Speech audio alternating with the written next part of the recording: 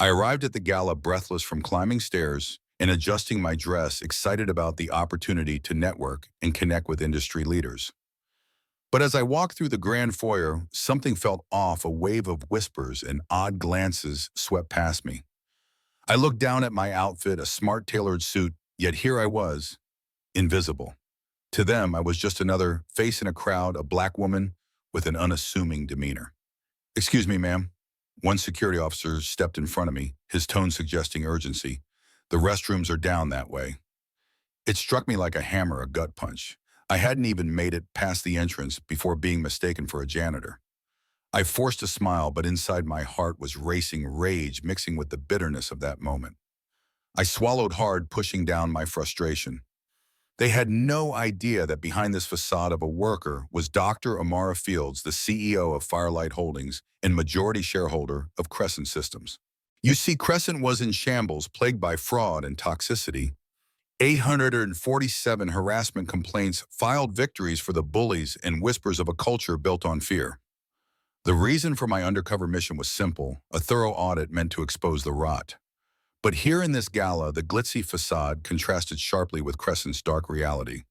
As I stood there, wrestling with humiliation and purpose, something inside me shifted. The moment I was dismissed by security again, I realized this wasn't just about me. My instincts kicked in, leading me to the corner of the room where I quickly typed a message on my phone. It's time. It was time to reveal the truth, to confront the very people responsible for the wrongs committed under their watch. Gathering my team members wasn't difficult. We had prepared for this day. They were loyal to me, knowing the stakes. We'd uncovered damning evidence, hours of testimonials, and harassment stories too many to ignore. And honestly, the air shifted in the room as I moved to the center stage, the lights brightening as I prepared to confront my former peers. "Ladies and gentlemen," I began, stepping into the limelight. "I'm Dr. Amara Fields, your new CEO, and I can't help but notice that some of you seem a little confused." Gasps hissed through the crowd. I pulled out my sleek black card representing my authority over Crescent Systems. "I might not fit your image of power, but don't let the suit fool you. I know the truth about your dirty deeds." Anxiety rippled through the room as Marcus, the current CEO, stood, frozen disbelief etched across his face. "You're joking, right?" The scoff dripped with condescension.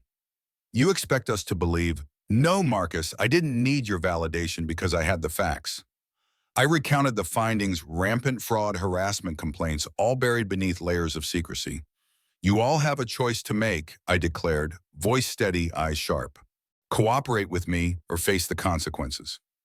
I watched as the crowd stirred, tension thick as gum, weighing them down.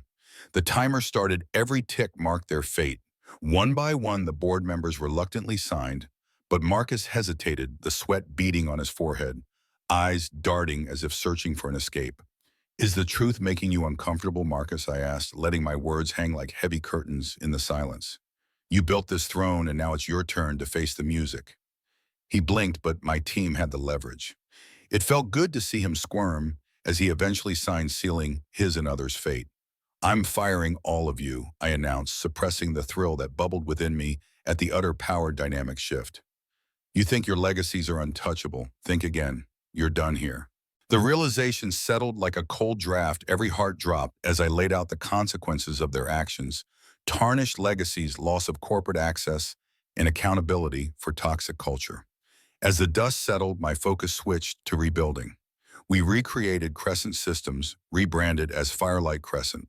New initiatives, compensation funds, reopened harassment complaints, and an entire overhaul of their previous structures were vital.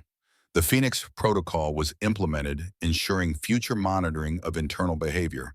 We were creating change rooted in justice, not revenge. But you know what's funny? As I walked out, catching a breath of the spring air, I ran into the security guard, the same one who had dismissed me. "I'm sorry for mistaking you, ma'am," he murmured, eyes cast down. I could have taken the opportunity for revenge, but instead I smiled and said, "Next time, maybe get to know a person first." It wasn't easy, but I meant it.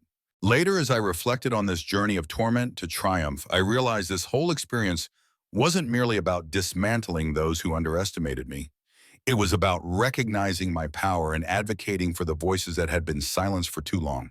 So here is where I leave it to you, my viewers. Have you ever been underestimated, kicked aside, or judged for who you were on the surface? I'd love to hear your stories about raw moments of injustice, or perhaps the power of rising above. Let's talk about accountability, justice, and the truth behind power. Jump into the comments below. Let's spark a conversation. Because in the end, it's not just about winning. It's about making real change in our worlds. And remember, the power lies in our hands, and sometimes it takes a spark of audacity to reignite the flame of justice. Thanks for tuning in.